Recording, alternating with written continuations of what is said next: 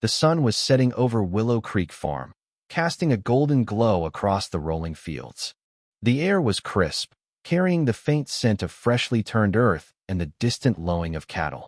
For Ethan Carter, this was home, a sanctuary he had inherited from his grandfather, a place where he could escape the chaos of the world and find peace in the rhythm of farm life. But today, as he drove his old pickup truck down the dirt road leading to his property, something felt off. Ethan had spent the day in town, running errands and picking up supplies. He had left early that morning, expecting to return to the usual tranquility of his farm. But as he turned into his driveway, his heart sank. His front pasture, the very land he had worked so hard to maintain, had been transformed into something out of a suburban nightmare. There were tents, brightly colored, obnoxiously cheerful tents, scattered across his field. Lawn chairs, picnic blankets, and portable grills were set up haphazardly, as if his land had been turned into a public park.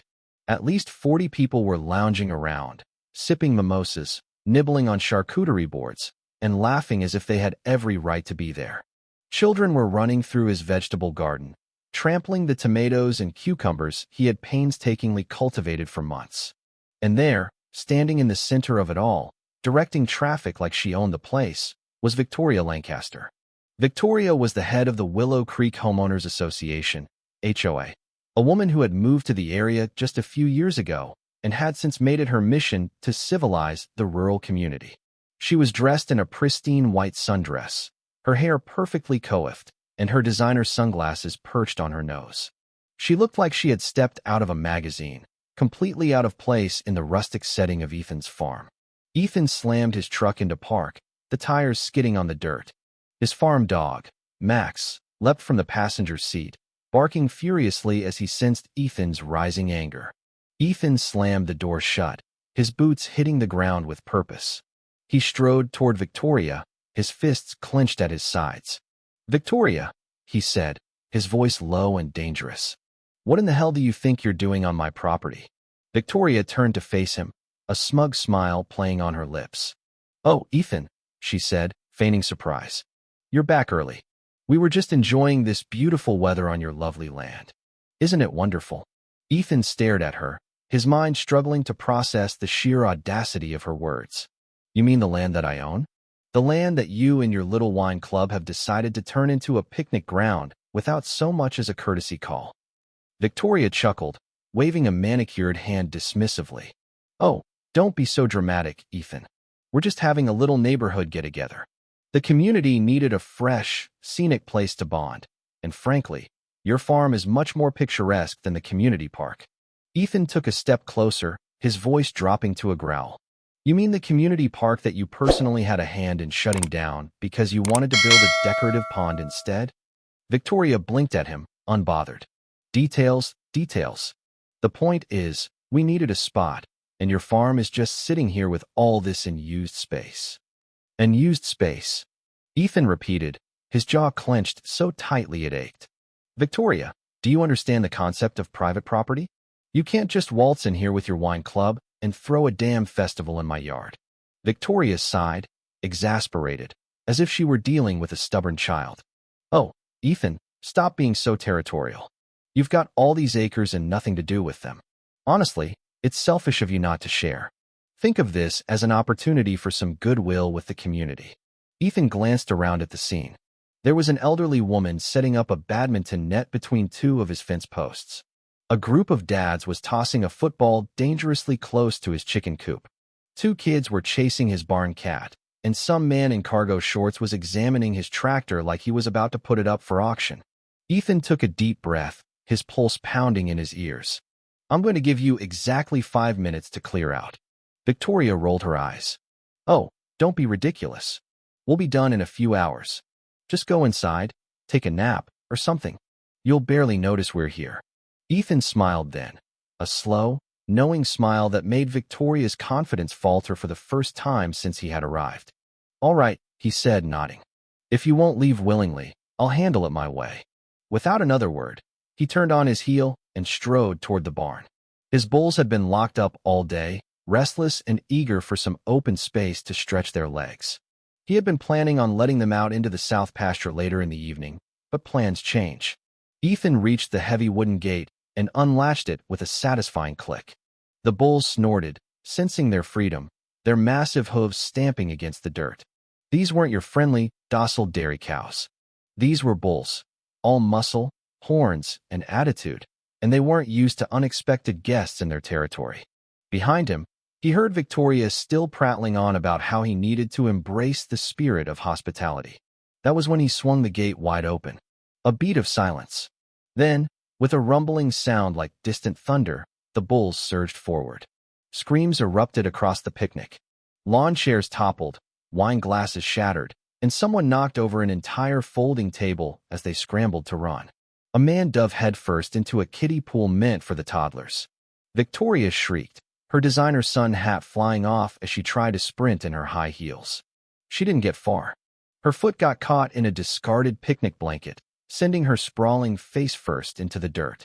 The bulls, uninterested in actual violence, merely stomped through the chaos, tossing their heads, snorting, and generally ensuring that nobody had the opportunity to feel too comfortable trespassing on Ethan's land ever again. A man who had previously been grilling steak was now attempting to scale Ethan's fence with nothing but a pair of tongs in his hand. Another woman had thrown herself into a bush, where she remained trembling, watching the bulls as though they were fire-breathing dragons. And standing in the middle of it all, now covered in mud, her sundress torn at the hem, was Victoria. Her face was red with fury, her eyes locked onto Ethan like she was preparing to personally draft 100 lawsuits. "This isn't over, Ethan," she screeched, shaking a fist as if she were some kind of cartoon villain. "You think you can intimidate me? You have no idea who you're messing with." Ethan leaned against the fence, calm as ever, tipping his hat back as he surveyed the destruction. "Well, Victoria," he drawled, "I reckon now you'll think twice before planning any more surprise picnics on my farm." And with that, he whistled for Max, turned on his heel, and walked back toward the house, leaving Victoria and her HOA circus to figure out how to escape their very unexpected bull run. Victoria was still fuming by the time the last of her picnic crew limped off Ethan's farm.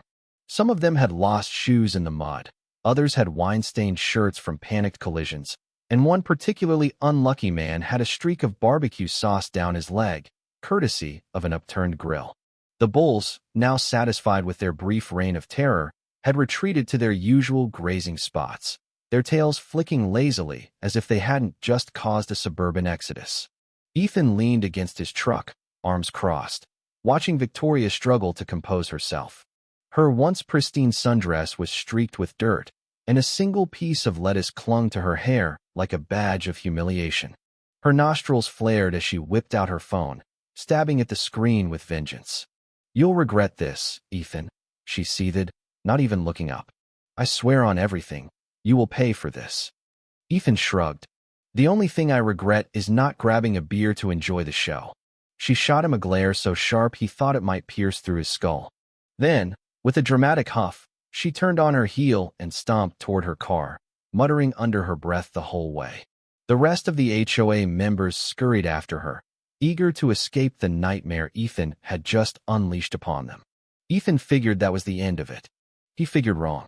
2 days later, Ethan woke up to the sound of Max barking his head off.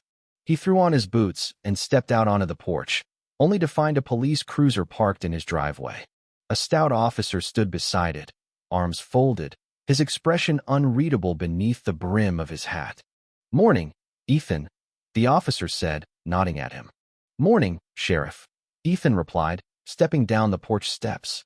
"Something I can help you with?" The sheriff exhaled sharply, rubbing the bridge of his nose. "Got a complaint filed against you. Reckless endangerment, property damage, public disturbance." Ethan blinked at him. "Public disturbance? I live on a damn farm." The sheriff gave him a pointed look. "You released a herd of bulls on a group of people." Ethan smirked. "A group of people who were trespassing on my land." The sheriff sighed. "Look, Ethan, I know how Victoria is. And trust me, between you and me, I wouldn't trust her to lead a bake sale, let alone an HOA. But she's pressing hard on this. Got her lawyer friend filing paperwork, making it sound like you nearly started a stampede straight through town." Ethan crossed his arms, the amusement draining from his face. So what? She wants me arrested? Not quite, the sheriff said. But she sure as hell wants to drag you into court over it. Ethan let out a slow breath, staring past the sheriff toward the open fields beyond. He should have known Victoria wouldn't take the loss quietly. The woman was like a bad rash. Just when you thought you'd gotten rid of her, she flared up worse than before. All right, Ethan said, cracking his knuckles. She wants a fight? She's got one. 2 days later, Ethan found himself in the middle of a town meeting. It was held in the old community center, a place that hadn't seen this much action since the Great Bake-Off scandal of '09, when Mrs. Abernathy accused Mr. Turner of using store-bought pie crust. The room was packed with locals, half of them farmers who had known Ethan since he was knee-high, and the other half HOA members who looked at him like he was some kind of unhinged outlaw. Victoria sat near the front, a smug smile plastered across her face. She had cleaned up since her mud-soaked humiliation, but there was still an air of tension in her posture, like she was holding on to her grudge with both hands. Next to her sat Todd, a slick-haired attorney who looked like he charged by the breath.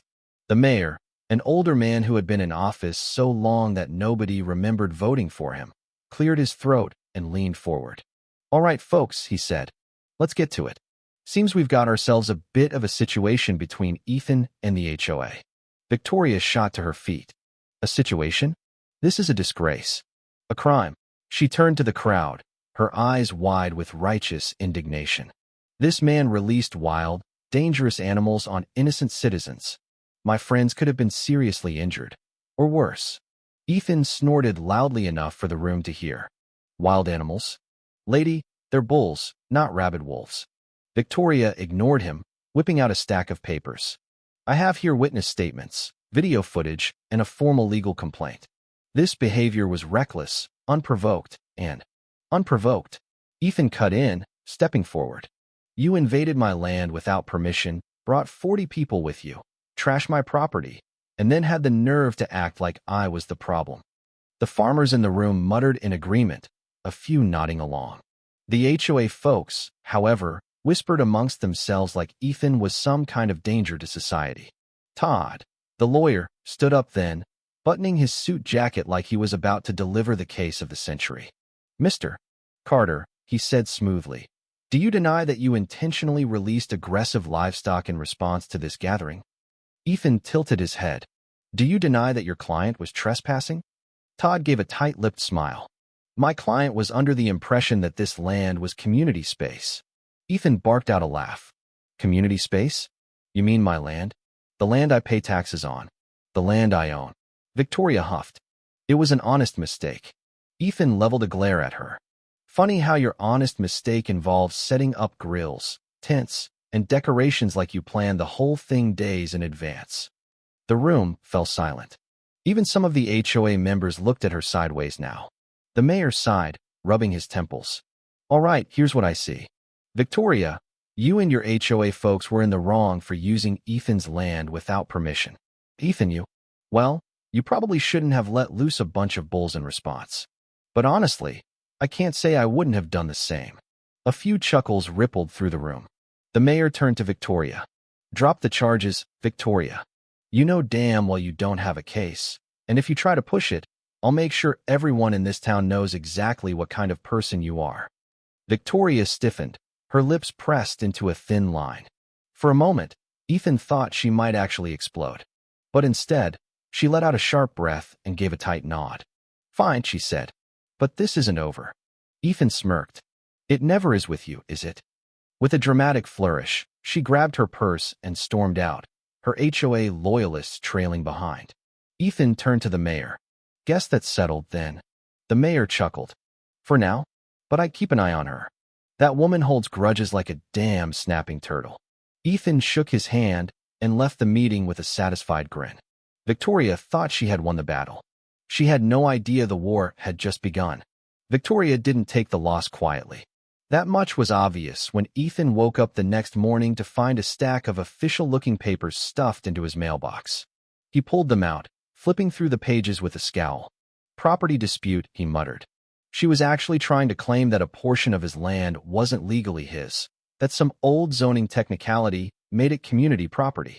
Ethan let out a slow breath, resisting the urge to crumple the papers into a ball and feed them to his bulls. Instead, he grabbed his truck keys and drove straight to the county records office. If Victoria wanted to play legal games, he'd play back. The clerk behind the desk was an old friend, Mrs. Barlow, who had been working there since before Ethan was born. She peered over her glasses when he handed her the papers, her lips pressing into a thin line as she skimmed them. "Oh, she's desperate," Mrs. Barlow muttered, flipping through the records on her desk. "I remember this land being properly deeded to your family, clear as day. Think she's got anything to stand on?" Ethan leaned against the counter. "What do you think?" Mrs. Barlow scoffed. "Not unless she's found a time machine and gone back 70 years to change the documents." She pulled out an old, worn file and set it in front of Ethan. "Your grandfather won this land fair and square in a legal property transfer. The only thing Victoria has is wishful thinking." Ethan grinned. "Perfect. That should have been the end of it." But Victoria wasn't the type to go down without a fight. She had money, influence, and just enough legal know-how to be a pain in Ethan's backside. A week later, Ethan got served with an official lawsuit. She wasn't just claiming part of his land. She was trying to sue for damages, claiming his bulls had caused emotional distress and endangered public safety. The amount she was asking for was absurd, but that wasn't the point. She didn't care about the money. She just wanted to make Ethan's life miserable. Ethan wasn't about to let her win. He hired his own lawyer, an old cowboy named Ed who had been handling cases like this longer than Victoria had been alive. He was the type of guy who showed up to court in a bolo tie and cowboy boots, unimpressed by fancy legal jargon. When they sat down to go over the case, Ed just chuckled. "She's grasping at straws," he said, flipping through the lawsuit papers. "She's hoping you'll settle just to make her go away." Ethan cracked his knuckles. "She doesn't know me very well, does she?" Ed smirked. "No, but she's about to learn." The court date was set, and the whole town was buzzing about it. Folks took sides, half of them rooting for Ethan, the other half whispering about how Victoria was just trying to civilize the area. It was ridiculous. The woman had moved to a farm town and then got mad that she lived next to a farm. On the day of the hearing, the courtroom was packed. Victoria showed up looking smug, wearing a sharp business suit that probably cost more than Ethan's monthly mortgage. Her lawyer, Todd, was by her side, shuffling papers like he had something important to say. Ed leaned over to Ethan and whispered, "You ready for some fun?" Ethan grinned. "Always." The judge, an older man who had probably heard every ridiculous case under the sun, sighed as he looked at the paperwork in front of him. "All right, let's get to it. Ms. Lancaster, you're claiming damages against Mr. Carter due to an incident on his property." Victoria stood up, smoothing down her blazer. "Yes, Your Honor. Mr. Carter released aggressive livestock on a group of unsuspecting residents, creating a dangerous situation that could have resulted in serious harm." The judge turned to Ethan. "Mr. Carter, is this true?" Ethan stood, tipping his hat slightly. "Your Honor, my land was trespassed on by Ms. Lancaster and her guests without my permission. I took reasonable action to reclaim my property." Todd scoffed. "Reasonable? You set bulls loose on a group of civilians." Ed leaned forward. "Your Honor, may I submit evidence?" The judge nodded, and Ed pulled out a large envelope, sliding it across the desk. The judge opened it and pulled out a series of photographs, clear as day, showing Victoria and her group setting up their picnic, hauling in grills, setting up tables. One particularly damning picture showed Victoria smiling proudly as she held up a bottle of wine, posing next to a handmade banner that read, "HOA Spring Gathering." The judge frowned. "Ms. Lancaster, this doesn't look like an accident. It looks like a planned event." Victoria shifted uncomfortably. "It was a misunderstanding." Ed smirked. "Your Honor, we also have signed statements from multiple witnesses, neighbors who were invited to this event, confirming that Ms. Lancaster knowingly set up this gathering on Mr. Carter's land without permission." The judge looked unimpressed. "Ms. Lancaster, you trespassed on private property. You do not have a legal right to be there. And as for the aggressive livestock," he sighed, rubbing his temples, "it's a farm. Livestock exists on farms." Todd scrambled to salvage the case. "Your Honor, My client was unaware that the land was private property. The judge cut him off. Are you seriously telling me that your client didn't know that the fenced-in farm with barns, crops, and animals wasn't private property? Todd hesitated, then sat back down. The judge shook his head. Case dismissed. And Ms. Lancaster, I'd suggest you learn the difference between community spaces and personal property before wasting the court's time again. The gavel came down, and just like that, it was over. Victoria turned bright red, her mouth opening and closing like she wanted to argue, but no words came out. Finally, she grabbed her purse and stormed out, her heels clicking angrily against the floor. Ethan stepped outside, inhaling the fresh air. The town folks who had gathered outside clapped him on the back, laughing and shaking his hand. She really thought she was going to win that one. Ed chuckled, adjusting his hat. Ethan grinned. She'll be back. People like her always are. And he was right. Victoria didn't give up, but she never tried to take Ethan's land again. Instead, she settled for passive-aggressive notes, unnecessary HOA regulations, and the occasional complaint to the town board about the smell of Ethan's farm animals. In response, Ethan made sure to place his new chicken coop as close to the HOA property line as possible. He figured if Victoria wanted to live near a farm, she ought to get the full experience. The war between Ethan Carter and Victoria Lancaster became the stuff of local legend. It was a tale of old versus new, of tradition versus progress, and of one man's determination to protect what was his. In the end, Ethan's bulls had done more than just clear out a picnic. They had sent a message that Willow Creek Farm was not to be trifled with. And as for Victoria, she never quite gave up her crusade to civilize the town, but she learned to steer clear of Ethan's land. The smell of fresh earth and the distant lowing of cattle served as a constant reminder that some battles were better left unfought. In the end, Ethan Carter had won, not just the land, but the respect of a community that valued its roots. And as he stood on his porch, watching the sun set over his fields, he knew that no matter what challenges came his way, Willow Creek Farm would always be his sanctuary. Thank you for taking the time to listen to today's story on Store of Good Stories.